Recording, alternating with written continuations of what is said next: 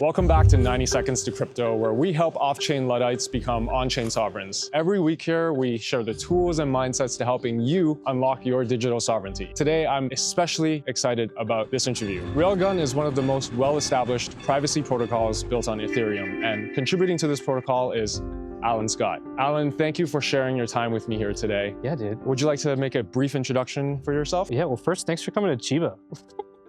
Not close. Yeah, I'm Alan. I've been contributing to the Railgun privacy project now for just under 5 years, which is really weird. Contributing to a DeFi project is like timed in dog years, I feel like. So it feels like a much longer time than it's actually been. But yeah, I've been in the DeFi space for a while, got into it by way of trading, like a lot of people seem to do. And then I went down I guess the deep end on privacy, which I'm sure we'll get into throughout the interview. But yeah, I'm really excited to chat about that kind of stuff. I think it's gonna be really cool. So we have a very special interview today. Originally, we were gonna go do a hike near and around Tokyo, but unfortunately we're 100% rained out. So Alan has decided to take us for a little ride out in the greater Tokyo area. I was gonna say greater Toronto area, greater Tokyo area. Yeah. And he's gonna take us out in his K van, is that right? Yeah, it's the minivan. The minivan, classic for Japan. Yeah, exactly right. So shall we? Yeah, let's do it. Perfect, let's get to the car.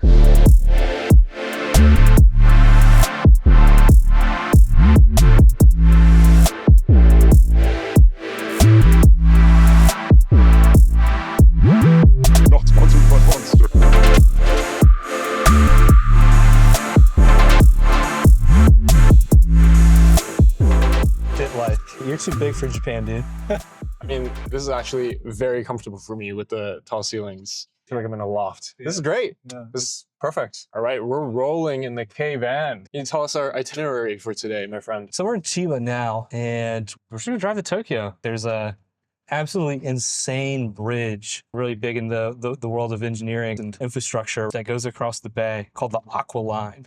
It's nuts, you'll see. It's kind of sketchy because it's raining too, and it's kind of windy, and we're basically driving a wall, so. An element of danger. The wall is the K-van. Yeah, this thing's a wall. It's got the aerodynamic qualities of a wall. Of a wall, yeah. I mean, you guys saw in the B-rolls. This is actually so sick. Never thought I'd be like just sitting in a car in Tokyo either, you know? I hear like cabs in Tokyo are like insanely expensive. Yeah, they're no joke. It's rare that you need one though. Maybe you missed the last train or something like that. You might need one, but like in reality, I don't need a car. In Japan, I just have one. It's certainly not a necessity. I mean, we did like the intro in front of a train station. We could have very easily taken the train, but yeah, car life's where it's at. I'm a big car nerd. If you're a big car nerd, actually, like, why don't I start with this? Why the wall? Why the K-van? Of all vehicles to choose for Japan. Used cars in Japan are really cheap, dude. I actually don't know what year this thing is. I think it's 2015 or something. Why K-van? It's just hyper practical in this neck of the woods, you know? Like, everything's narrow, everything's small. This thing's just easy to park, right. It's easy to drive. It's cheap. It's a used car, you know? So if I get door dings or whatever, I don't worry about it. It's just a good vehicle. But if you're a big car nerd, do you have other vehicles that like you also like to run? Yeah. So I have my fair share of nerdy cars. I was a really big Miata nerd back in America. Ooh, the Mazda Miata. Yeah, pop up and down headlights. Now I have like a Lotus that I drive at the racetrack. It's sort of fun. It's ironic because it's a European car in JDM land, which a lot of my actual friends will say is sacrilege, but I like it. Love it. How in the world did you end up in Japan? And like, we're in Chiba City. Like, what makes Chiba City home? It's really happenstance that I came here. You know, I really wasn't the kind of dude who was like into anime or reading manga or anything like that. It just started out like in high school. I started studying Japanese. It was just sort of like this thing, you know, in for a penny, in for a pound. And I went to university. My university offered it. I did a study abroad in Osaka. Living in Osaka was great. When I was young, it was magical, dude. It was really cool. And so whenever I did that year of my degree, I figured I might as well use it. And so I sold all my stuff and moved to Asia, dude. Wow. Yeah. When I lived in Tokyo for a long while. Why Chiba? It's kind of like the same reason people who like work in New York live in New Jersey. It's just easy. Right. You don't want to be in the thick of the chaos, but you want to be close to the chaos. That's right, yeah. You know, I always make that joke, but it's very true to me. This is like the New Jersey of Tokyo. Nobody at me over that though. Is Chiba like seen as sort of like the suburb to Tokyo? Like, is it like a residential sort of subdivision of Tokyo? I mean, I don't know if you guys can see out the window. It's not very suburban in this neck of the woods, but it's very urban. But like, it's just cheaper to live here. Cost of living's nice. It's less crowded. And you still get all the cool amenities and whatever. So you get a little bit of space, a little bit of breathing room. The train stations aren't insane all the time. I don't have a real job.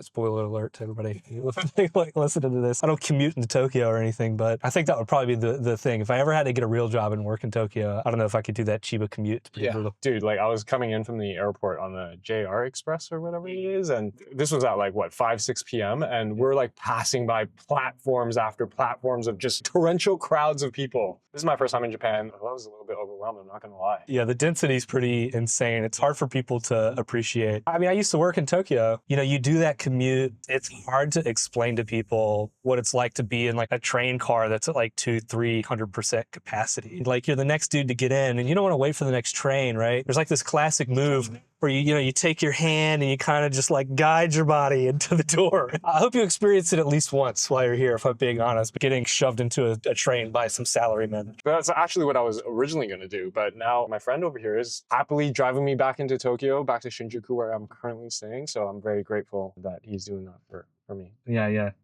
I'll charge you later. Cool. Before we get into the thick of it, the actual part of the interview, why don't we do a little bit of setting up for the viewers if they don't know what Railgun is? So I know like crypto users, builders, they probably might have an idea what Railgun is, but most other regular people might not necessarily know what Railgun is. What is Railgun and why is it important to crypto and even the future of privacy? To put it very simply, Railgun is tech that allows you to have privacy in crypto. You get to have a wallet with privacy like you would expect to have in crypto. The common misconceptions that people have whenever they first hear about crypto is it's private. It's anonymous. It's anonymous. In fact, it's pseudo-anonymous at best, right? Most people don't appreciate that and what that means. And Railgun aims to solve that pseudo-anonymous nature and really give you back peer-to-peer blinding, if you will, in your finances if you're using DeFi, if you're using crypto. Can you just quickly explain that peer-to-peer blinding? Yeah, let's talk about that a little bit. It's a real fundamental concept that most people need to know about. Most people's crypto journey, how does it start? They have that friend. They talk about, I don't know, what do they talk about? They talk about XRP. Yeah. Cardano. Maybe they talk about Bitcoin. Maybe you're lucky like me and your friends are into shit coins or something. And so most people's journey is like maybe you buy some crypto on a centralized exchange or something. Then you start to meet heavier nerds than you. And this is my character arc, by the way, that we're talking about. And they say, dude, you use a centralized exchange? Dude, not your coins, not your crypto. And it's true. Self-custody is actually one of the core tenets of crypto and one of the reasons why people want to use it. Remember that. If you don't own it and have self-sovereign right to spend it, it ain't yours. Okay, so now most people, maybe you've gotten into the self-sovereign righteousness and you're in peer-to-peer crypto. You have a MetaMask wallet or a Rabby, or maybe you're cool and you have a Railway wallet. That'd be super cool. Be really obtuse, man. It'd be sick. Shout out to those dudes. One of the things that you start to do is you transact in crypto. One of the things that you grow to appreciate really quickly in crypto is that it's not private. So like if we took and we did a transaction, right? I send you some crypto. What's the first thing that we do? I go right into snooping mode. Dude, yeah, it's just like one of those things, right? So you go and you say, how much money does this guy have? Yeah, right? Is he more OG than me, right? What centralized exchange is this guy's doing? Like, in fact, if you haven't done this before, if you're in crypto, go ahead, right? You've sent money to your friend by now, right? You can go to Etherscan and you can look at people's wallets and judge them. It's kind of like this cute thing that we do in crypto, and we kind of make fun of it, and we come up with different applications like DeFi Score and this sort of thing. The reality is, this sort of like voyeuristic thing that we do isn't actually natural in finance. Whether you're using PayPal or Venmo or crypto, it shouldn't be the case that you can just go and snoop into people's account. I would actually argue that it's one of the main reasons why crypto hasn't been adopted as much as it should. It's a keystone, at least in my opinion. How does Railgun fit into all of this? Railgun aims to solve that. It basically gives you a new wallet address. It gives you an ability to have that peer-to-peer blinding that we mentioned earlier, where if I send you a transaction, you can't go to my Etherscan and judge me. It kind of brings that element of actor blinding or privacy from your counterparty back into finance. Meaning if I like pay a vendor, then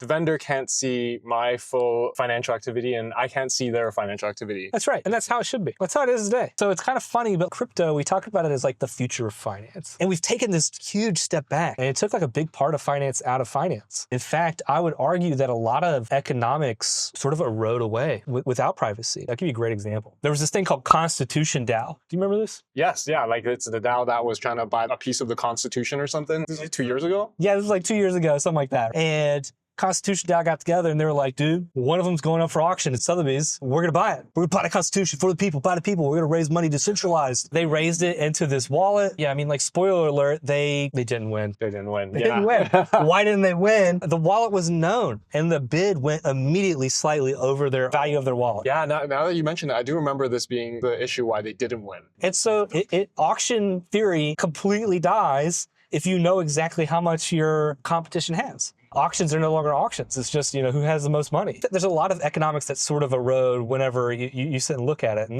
that's just like a small example of it. Things like leverage in, traditional finance doesn't really work too well in DeFi. If you're in crypto Twitter, you can see things like people saying so-and-so actor, max pain point is that certain dollar amount, whatever that might be, and like, oh, dude, if like the price of Ether goes to this, right, these dudes are going to get liquidated. That's not how it should be. Railgun strikes a balance in that. It allows people to have like actor privacy at the individual level, but allows you to sort of like maintain that transparency that people really love about DeFi mechanics at the smart contract level. And it's actually one of my favorite products in crypto. Like, I actually really, really like using it. Privacy is something that's not on by default in using Ethereum, and Railgun provides that. And that's why I love using it. Dude, me too. Yeah, we're getting into ETC land. Toll road, dude. Yeah, you can't get on the highway without paying somebody something. I think one of the fundamental challenges with crypto right now is like a proliferation of layer ones and layer twos, which forces apps and projects like Railgun to have to deploy multiple instances to multiple different networks. Yeah. For Railgun specifically, like Mainnet, Arbitrum, Binance Smart Chain, Polygon. I feel like maybe this perhaps breaks apart user activity and liquidity. And as I understand it, a privacy protocol like Railgun needs a strong anonymity set. Yeah, a dark forest is only as dark as the amount of trees in it. Having to deploy multiple instances, then you have multiple different anonymity sets, which again, breaks apart the liquidity, breaks apart user activity, kind of makes things potentially less private. With yet even newer privacy protocols coming into play, Tornado Cash coming back into the picture, and privacy pools coming into play. How do you see Railgun addressing some of these challenges of fragmentation and dilution of anonymity settings while maintaining strong privacy guarantees for Railgun into the future? This is a great question. Since we're on a nice long drive, we're gonna get in the weeds here for a second. We're gonna get into philosophy and like some history and all that fun stuff. But let's take a step back away from crypto for just a second. Let's talk about something most people are familiar with, and that's credit cards. Quick bit of trivia. Do you know when the first credit card was invented? Take a guess. I've watched one of your podcast episodes before, so I know the answer. 1950s. 1950s. And people don't really appreciate that fact, but like the adoption cycle for credit cards was huge. It was a long time. Even in the 90s, people were like, dude, you're gonna buy a cheeseburger on a credit card? Dude, are you that hard up for cash? Like that's crazy, dude. Why are you doing that? Right? But now people understand it and get it and know why they want to. And it's just like a convenience thing. It's actually assumed that you're going to use a credit card in today's economy. Now, when it busts out cash, people are like, what the fuck? What is this? Yeah. All right, grandpa. Back in my day, everything was dollars. And that adoption cycle took a very, very long time. We sort of need to appreciate that that's going to be the case with crypto.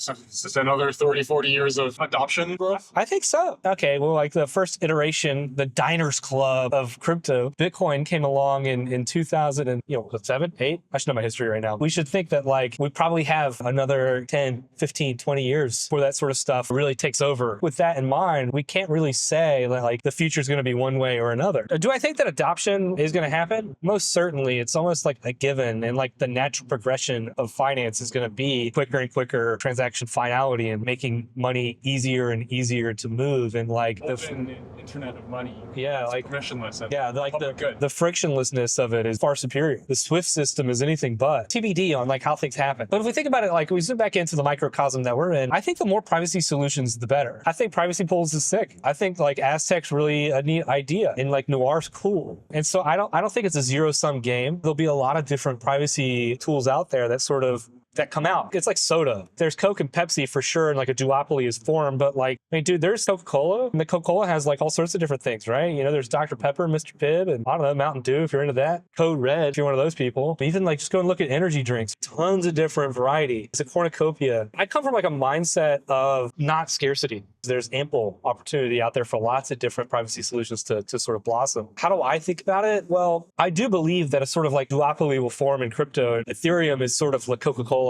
in the world is like sort of going to take over. And we sort of see that today. People follow the Coca-Cola formula, EVM. Wait, so what makes Bitcoin? What's Bitcoin? Dude, I don't know. I'm just loving this analogy of blockchain to options. Yeah, pop? Pop? You don't say soda? Oh, in Canada, we say pop.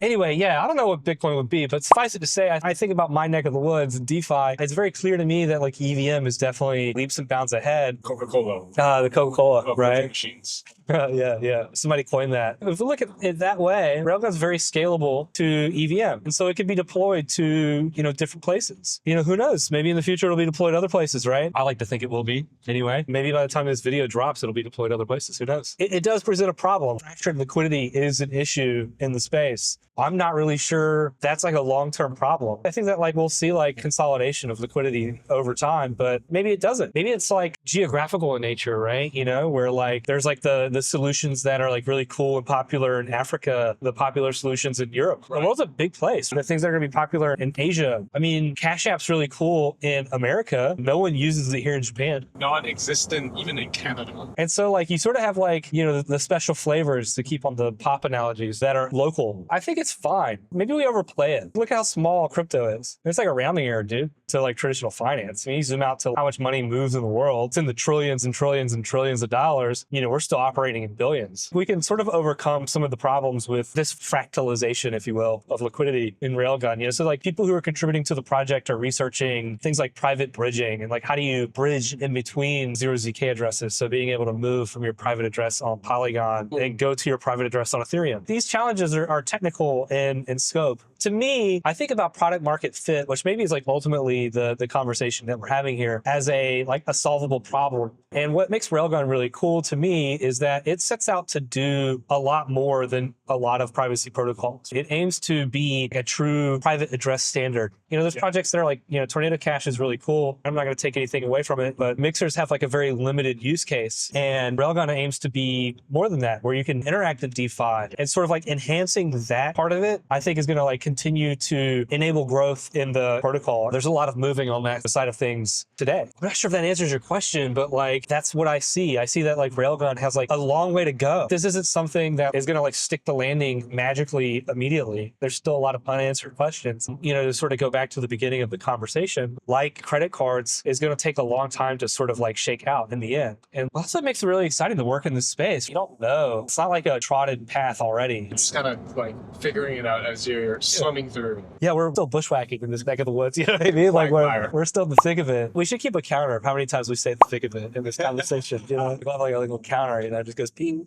every time we say thick of it. Suffice it to say, it's still TBD. You look at statistics on the protocol, and you can see that like the average transaction on Ethereum for Railgun anyway is maybe $16,000 or so, right? So the ability to move like larger sums of money on Ethereum is obvious. Just in TVL alone, I think that there's the vast majority of TVL is in Ethereum. Again, it's certainly a problem, but I think it's something that's addressable by way of being able to bridge in between the anonymity sets. Right. And so like bridging in between these addresses, like and tying them together, could be really, really powerful to help boost that anonymity set. We can sort of see that people are doing this on the backside already. They unshield, bridge, and then reshield. So maybe like they'll shield on Arbitrum and then unshield and then move to Railgun on Ethereum, and sort of like skipping those steps in the future could be really powerful to solve that sort of difference in like privacy set that's associated with the protocol. But really the goal is to attract more and more liquidity to 0ZK addresses. That TVL has grown over time. You can see it's up and to the right. It'll continue to grow as like the use cases for Railgun continue to grow. So like we'll see more DeFi. You will do lending and interact with Aave or GMX on Arbitrum, or I don't know, whatever the hell people are into in like the DeFi degen world. That'll help create like a more sticky opportunity for liquidity. Yeah, bullish days are ahead.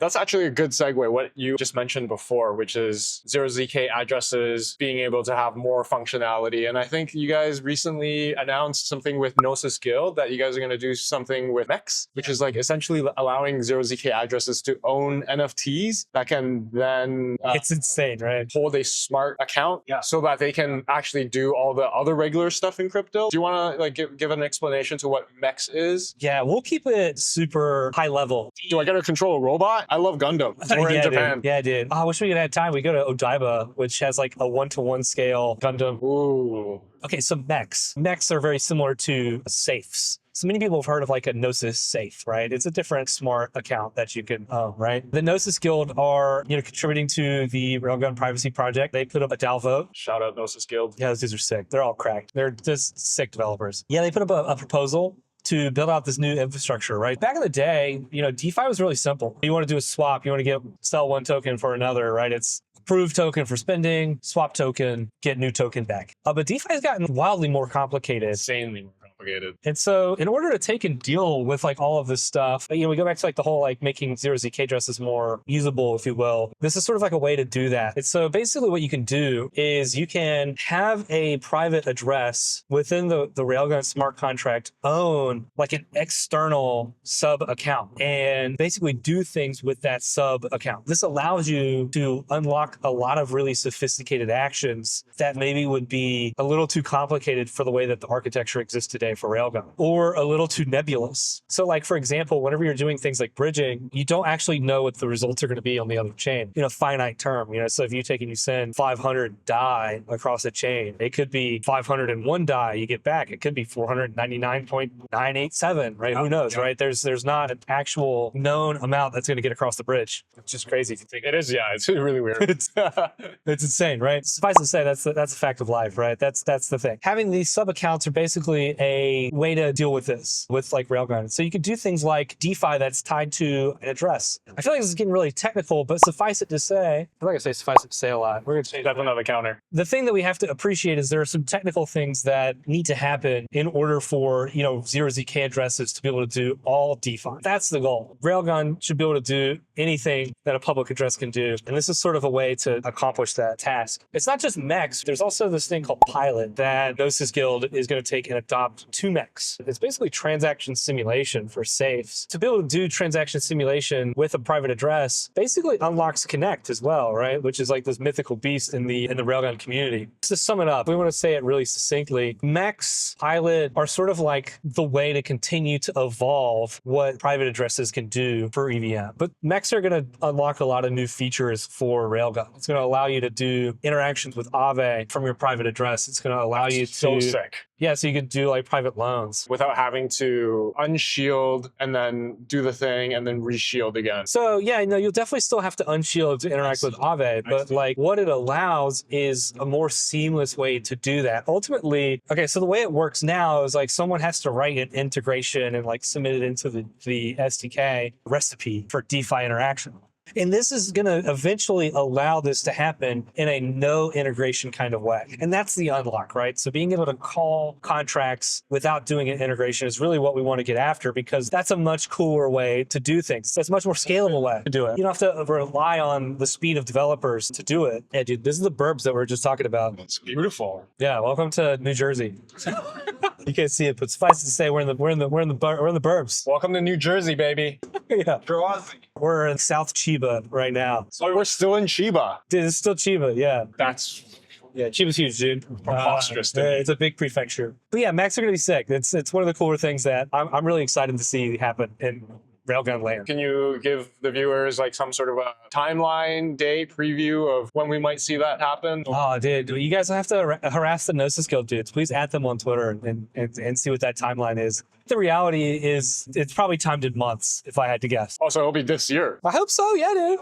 Yeah, if the Earth, Moon, Sun, and Stars all align, 2025. Looking forward to that. You're going to experience like basic living in Japan. Lots of highways, expensive tolls. How much is it costing us to drive through this toll? I don't know. We'll add it up. It'll tell us when we get here. I think it's like from where we just were to where we are right now, it'd be like $10. Which is what it costed me to take the train from Shinjuku to Chiba, which is 800 yen. Is that how much it was? Yeah. Back in my day, it used to be 300. No, was it actually 300? No, I don't know. I felt like it used to be cheaper. Maybe it's not. Because that would be like turkey levels of inflation. When it was DevConnect like 2 years ago, like people were telling me the insane cost rises of transportation in Istanbul. Oh, really? Yeah. So like, if you look at the yen chart, it's definitely seen some pretty, if you look at it, against the US dollar anyway. Yeah. It's It's been like nosediving. Yeah, it's not been great. Whenever I first lived in Japan, I was like close to 100 yen to a dollar, 105, 107, maybe like 115 at like worst. Right now it's like 145. Woo. Have you seen a noticeable effect of that on like the mentality of the locals, or have you noticed it like yourself? Dude, Or I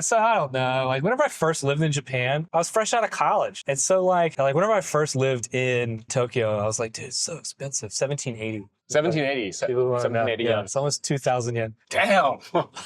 But like, yeah, whenever I first lived in Tokyo, I always thought it was like really expensive. But like, I think actually I was just poor, dude. Yeah.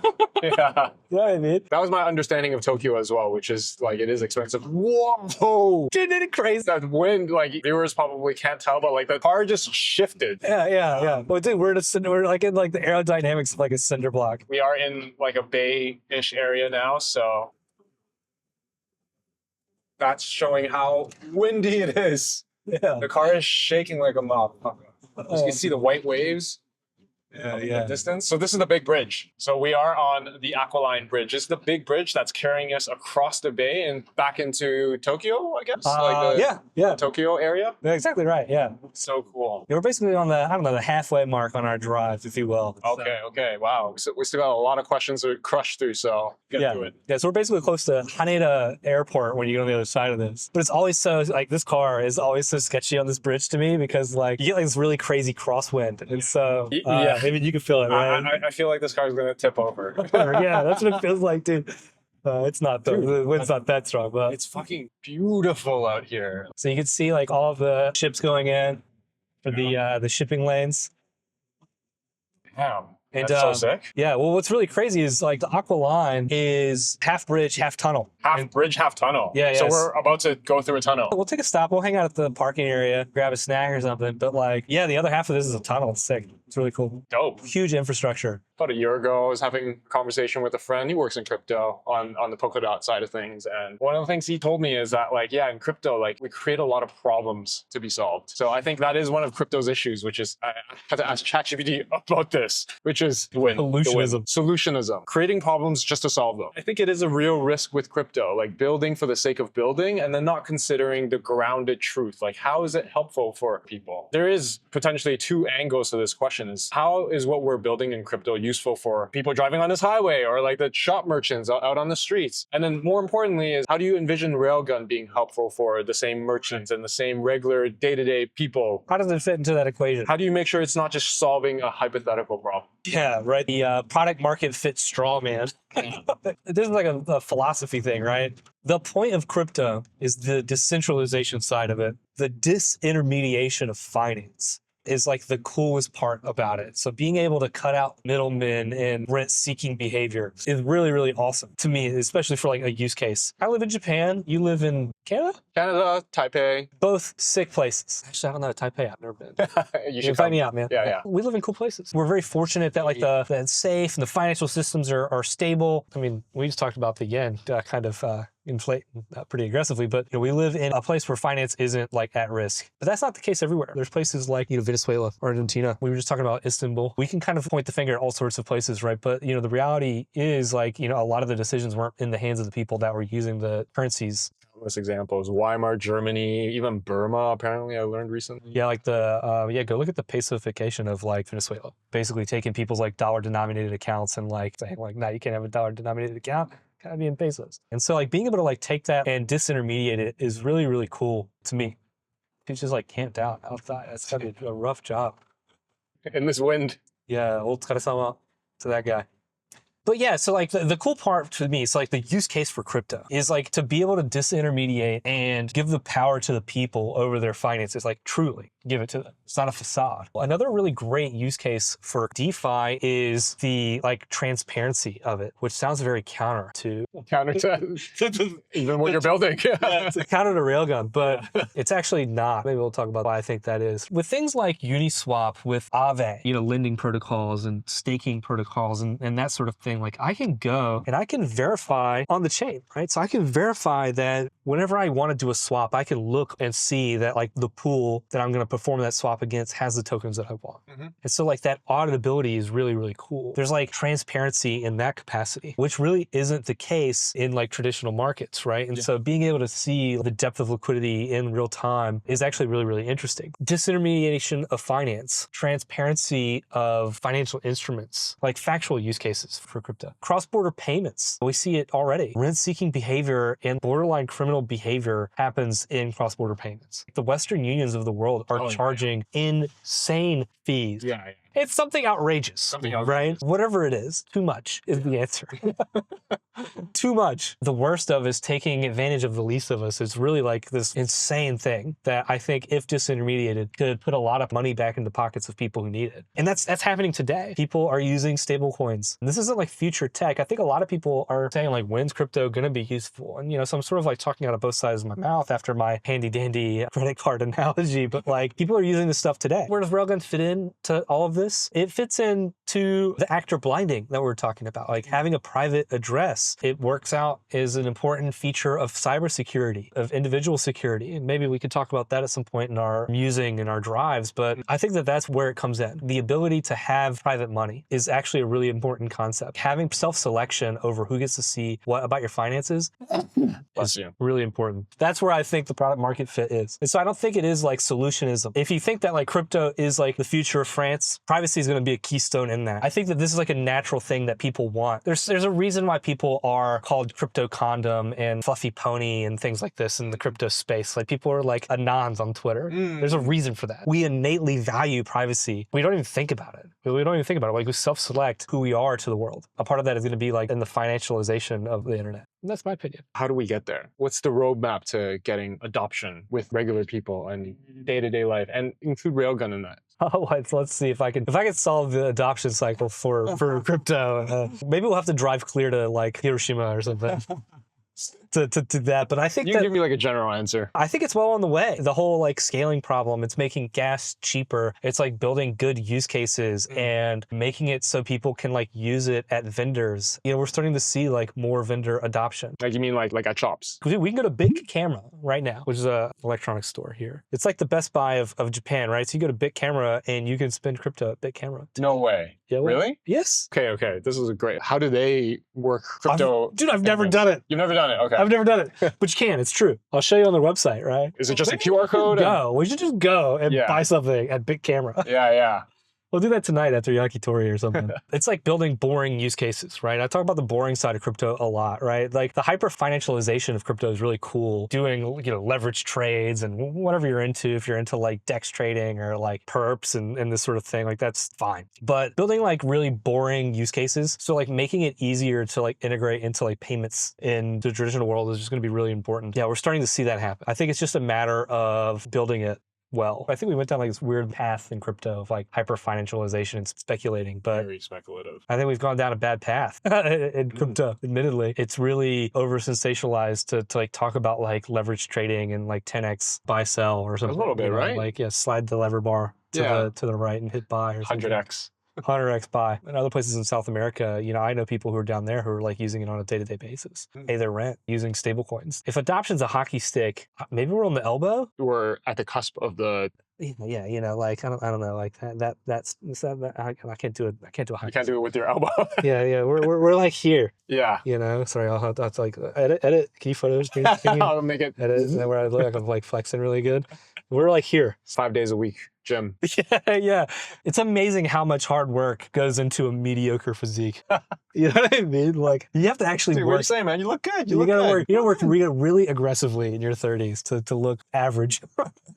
And so I don't know if that answers your question on adoption. No, it was great. Slow, steady steps, continue in the right direction, rediscover our values of why we're here. It's the boring use cases. You guys ever heard of like, I think it's like in Genco, whenever you put your credit card in something or swipe it, like they're the people who build those little terminals. How do you usurp that? That's what people should be raising on, right? If you're doing a deck for crypto right now, we're gonna be the next Genco terminal. How do you become the next POS terminal? I wonder what their tick rates are. Too much. Yeah. Anyway, let's go in here, dude. Let's check this out. All right, yeah. We just got to the rest stop, literally in the middle of the bay. So we're gonna go outside, take a walk around. We'll take you guys and we'll go check it out. Dude, let's peep the technique. It's insane.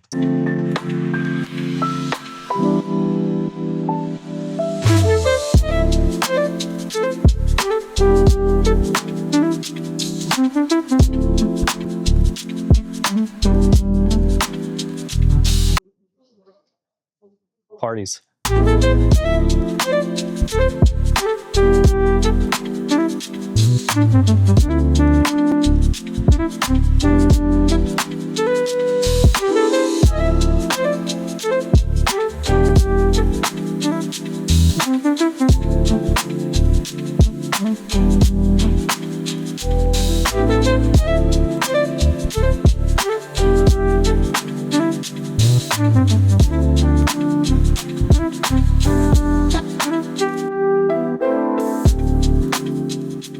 We're now posted up outside the 7-Eleven inside this Aqualine rest stop. Shielded from the wind, thankfully, because it's fucking windy outside. And it's so cold. I mean, sorry to interrupt your lunch and energy drink a little bit, but I'd like to ask, let's imagine Railgun becomes wildly successful. What does that look like for Railgun and for yourself in 5 years? Geez, 5 years. You know, I've already been contributing to this project almost 5 years now. It's wild to think what like a decade of my life would look like and what that success might mean. But from my perspective, I would love to see it be like very widely adopted. Maybe not even like wantonly be adopted, but actually subversively adopted. Like it's baked in. Like I think that that would be a really great thing and what I would qualify as a success marker for the project. This might come as a shock or not to people, I'm not sure. But whether it's Railgun or not, I just want to see strong peer-to-peer privacy tech in crypto. So I think it's really, really important. It's called shielding in Railgun, right? So you shield your funds into a smart contract. And so like having that sort of like protection baked into DeFi would be a huge success, whether it's Railgun or not, if I think about 5 years in the future. Sort of like privacy by default. Even like a privacy option, right? Yeah, but yeah, having like a default in every wallet that exists, being able to take and use a privacy functionality at like a vendor easily. I'm sure you could do it today. I could find a way, and I have actually. I've actually paid somebody from 0ZK in New Hampshire. So like I took and I used Railway. Shout out to those dudes building that wallet, by the way, but like to pay for beer at a brewery. And it was sick. Having that be something I could do and it not be like a radical treat to like the DJ in me would be like a real success. Where it's like, it doesn't feel like exciting to say like, dude, I paid for something with crypto and it was private. It was cool. Have that be normal and, you know, say it lackadaisically would be a huge win. Make privacy normal. That's what we're working towards, eh? Yeah, cheers. Yeah, I mean, the protocol is growing huge. I remember in 2021, the protocol started the year, or it was some point in the year, it's like $11,000 TVL. And what is it now? The $3 billion in total transaction volume. TVL right now is like 115 million, and it's done $3.5 billion in transaction volume. I think it's doing like $250,000 a month. Incredible. It's been a pretty big winner in terms of like traction. It shows that people want to use Railgun and people want to have privacy. Yeah, you know, we have like, there's all sorts of like whales and very large figures in the space talking about using Railgun and supporting privacy in the space. I mean, you've seen like people like Vitalik writing about privacy in his blog. Having that sort of authority is like such a net negative word in crypto because it's like very anti-authoritarian, you know. But like having authorities like that talk about privacy and even mention things like Railgun and wallets that use it like Railway is really, really cool. But the success story will be people don't talk about it and it'll just be normal. You know, Sweet bought some energy drinks and a onigiri, the 7 right behind us. We had privacy in that transaction. Do I know how much is in the till? Do they know how much is in my bank account? Do they know about the transactions that I've done today? Besides that, can they follow me into the future? No, again, all they saw was approved and I went on about my way. And it was a very normal thing. It was just normal finance. That's what winning is when it becomes boring. There's no sensationalism to the story. It just is. Yeah. That's powerful. Well, you want to keep on our journey? Let's keep moving. Yeah, we're going to go into the 9-kilometer tunnel now, and we're going to head into the Tokyo area. Yeah, let's get it. All right, we're back on the road and about to enter the 9-kilometer tunnel to get into Tokyo. Alan's been such a great chauffeur for me right now. Yeah, like ride Miss Daisy. Definitely, if you guys are ever out in Tokyo, this is a really cool spot to check out. I have another question for you. This one's a little bit more of like a cultural question on crypto and privacy. As a fellow privacy advocate, it can sometimes feel hopeless in the face of broad stroke apathy from the public towards privacy. And not just in crypto, but even in the wider tech world or in regular life. Most people don't really think about privacy or care about privacy. Well, they only consider it when it's like too late very frequently, right? Exactly. How do you personally stay hopeful when privacy feels so forgotten? Very fair question. I think that we should care about it even if people don't. Just because like other people don't understand it doesn't mean we shouldn't do the right thing. It's kind of like the ethos in like crypto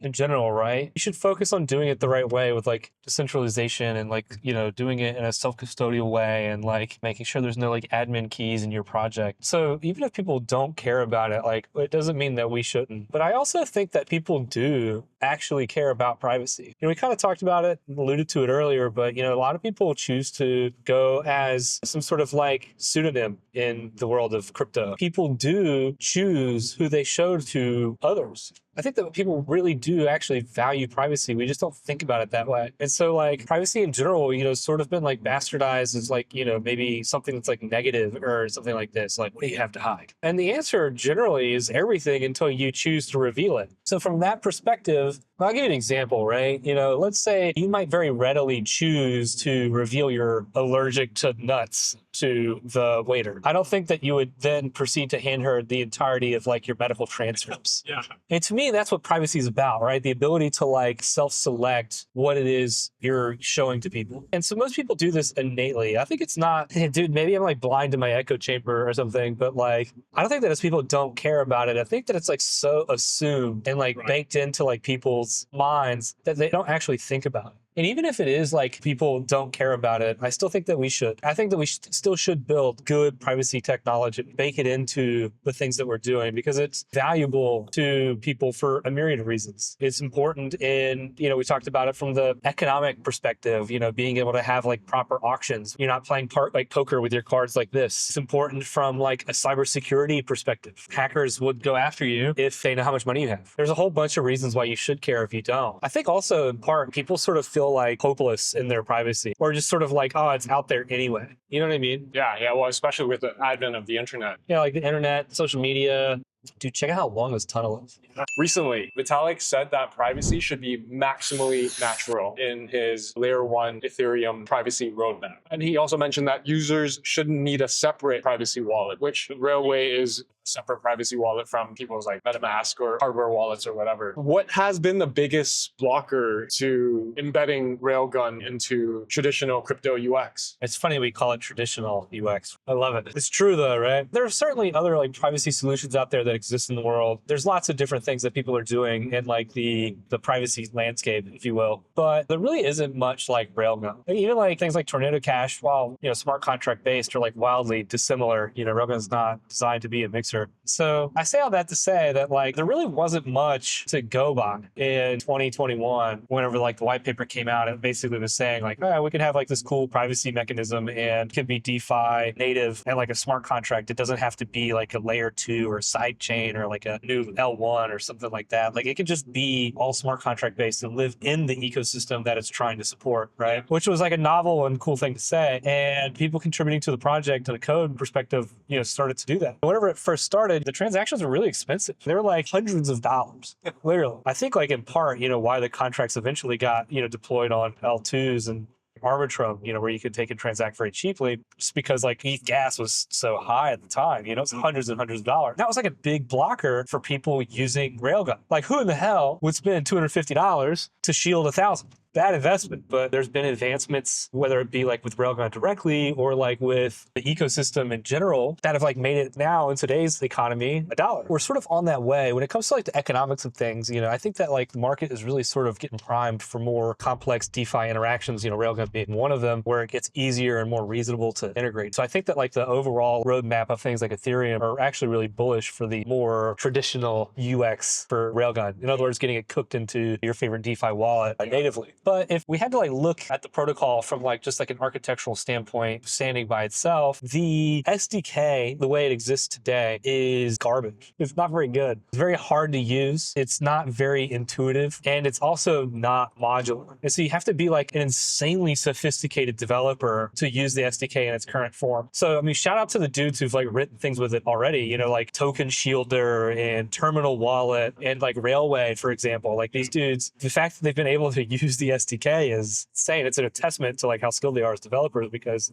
that SDK is extremely challenging. You know, we only get to say that from like a stance of hindsight. Like we can look at it now and say like, yeah, it could have been better. In fact, I think like most developers, when they write things, you know, they look back at their project and say, boy, like if I knew what I know now, then I would have wrote this completely different. And that's sort of where we are right now. Like this is like the whole of 2025 and like actually most of 2024 was a lot of research on like, if the SDK were to be done again, if the contracts were to be written again, what would it look like? And that's like everybody who's hanging out in Railgun land knows about like the mythical beast that is V3. How do we make the smart contracts better and more efficient, easier to use, and easier to interact with other contracts in the ecosystem? How do we make it do things like pre and post hooks and do like limit orders and all the other cool things that are happening in DeFi? And so that's a part of V3. That's what the research is around the smart contract. But then on the SDK side of things, how do we make the SDK easier to use? It's like one of the bigger problems with it is it's not modular. If you want to use Railgun as a builder, you have to set the whole thing up A to Z. Maybe you only care about A, B, and C of like the equation and don't care about the rest of that whole alphabet. So for example, if you were going to build 0ZK accounting software, you would probably not need like the address generation stuff. You might not need like gas estimation and all these other things that come in the SDK. But the way the SDK is shaped today, like you have to deal with that stuff and you have to tackle it. And that means that ultimately you make people suffer on the developer experience side. And that is probably the biggest blocker to making Railgun very easy to integrate into the normal DeFi use case. There's a lot of work happening on this today. There's this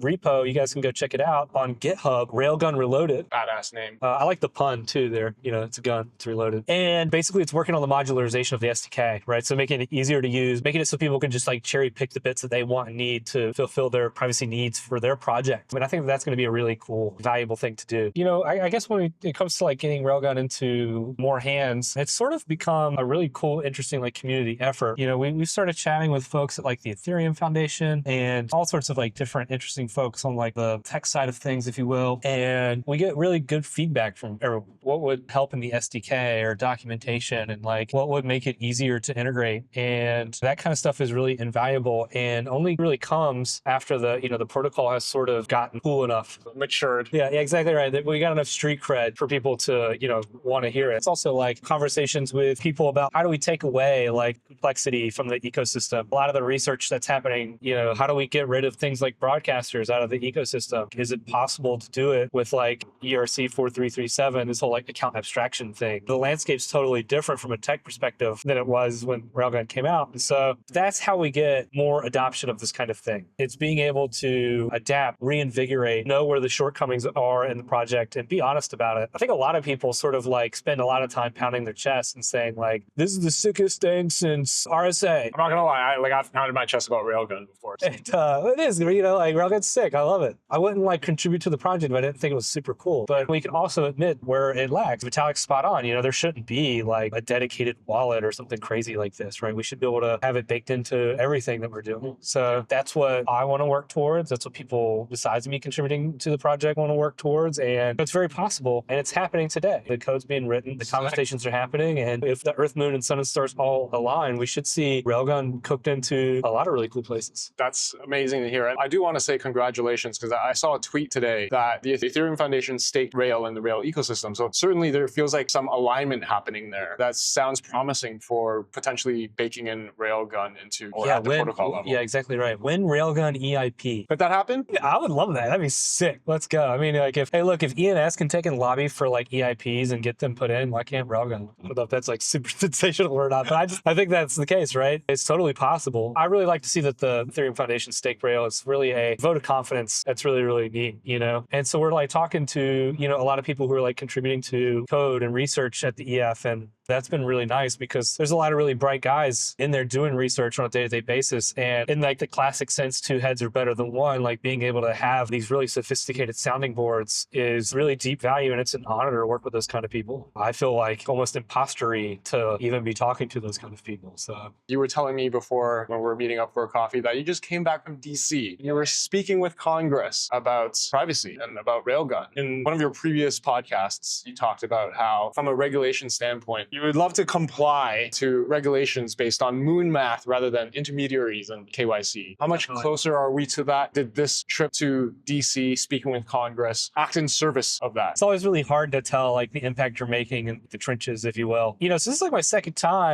foray into dealing with this sort of thing. But this recent trip to DC was on invite from Digital Currency Group, aka DCG. They did a fly-in, basically went and they did a great job of lining up meetings with different people in Congress for us to go and talk to people as industry experts, air quotes. I call myself the janitor for a reason, right? It's a bit of a piss take, but stay humble out here, boys. One of the things that we did, we had a conversation with people about why privacy is important, why people care about it, how it should be supported and applauded and shouldn't be chilled in America. Like if Americans and the American government want encryption to be built with American ideals in America by Americans, we should stop making these kind of people feel like criminals for doing math. And this isn't the first time we've done this. We did this in the 90s with, the whole like original crypto wars, which we think is, in today's world, really ridiculous, whether or not we should have encryption in the internet. And the answer is obviously yeah. This is sort of the rhyme of history, where like here we are again, fighting at least a parallel battle. I'm sort of happy to report that most of the people that I talked to were like, yeah, okay, that makes sense. Privacy technology is good for protecting American citizens from prying eyes and would-be threat actors in the internet. Very obvious. A lot of people resonated with that. They thought of it as like a really good national security tool. You don't want the enemies of the state being able to look into all Americans' wallets. We don't want the brain drain. We want to keep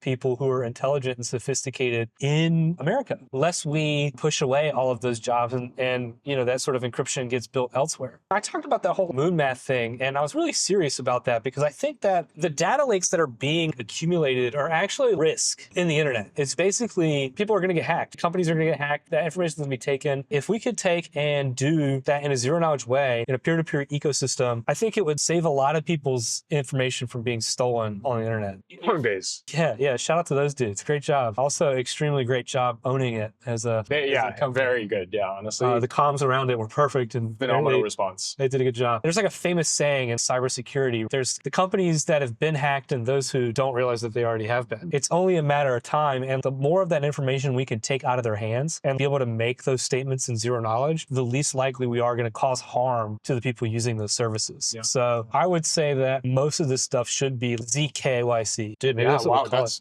Whoa, yeah, that's a really good KYC. Actually, Google just put in their wallet the ability to make zero knowledge KYC type things. Private proof of innocence. Yep. We've not even talked about that, but Railgun users take and generate zero knowledge proofs during the transaction process that they can show that they aren't a bad actor. They can prove that they're not on the OFAC sanctions list, for example. They're doing that today. So tens and thousands of transactions happening through Railgun. All of these people are generating zero knowledge proofs against on-chain analytic firm data of known bad actors and proving that they aren't. This isn't fantasy. It's not solutionism. It's already in practice. Great. I'm glad to hear you had a good time in DC speaking with the regulators and feeling optimistic about the future. Yeah.